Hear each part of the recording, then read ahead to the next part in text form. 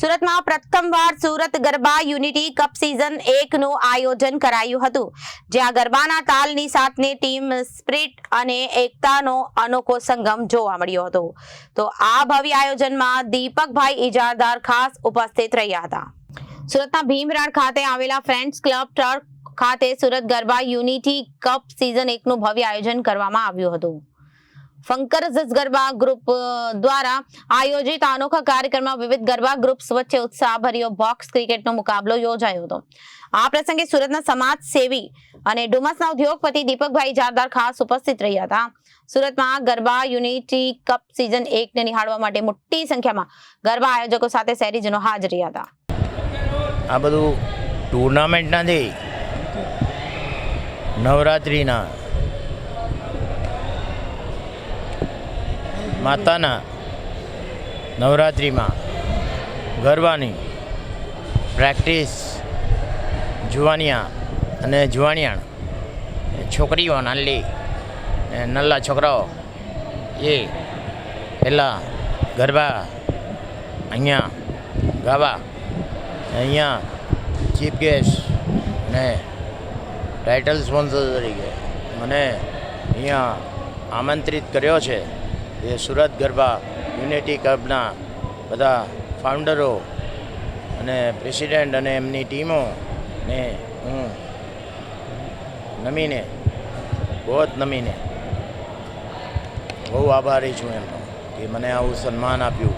અને તમે જોયું હશે કે કેવું મારું સ્વાગત કર્યું ને ફટાકડા ફોડીને.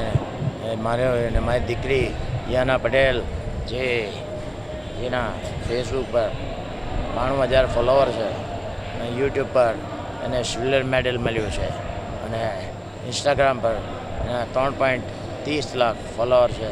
તેવી અમારી રિયાના બેગમ એટલે છોકરી 8 વર્ષની થઈ 23મી જૂને અને મને પગે લાગવા આવી હતી ત્યારે પગલા મૂકી ઠીક છે પણ ખુશ કરીને મોકલી. આજે એણે બી બહુ સરસ ગરબા ગાયા મારી સાથે. હું બી છોકરાઓએ ગરબા ગવડાવ્યા અને મને આવડે નહીં ગરબા તો બી ગાયા બરાબર રીતે. અને અમારી સાથે આ વિજયભાઈ માસ્ટર છે સારંગ ક્લબના, સારંગ સમાજના અને કહાર સમાજ જે હોય તે પણ એના પ્રેસિડેન્ટ છે અને પોતે બાહુબલી છે. એના પાવડા જોઈ તો 8 પેક્સ છે.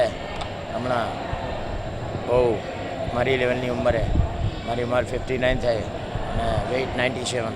તો જોરદાર ગરબા ગયા મેં.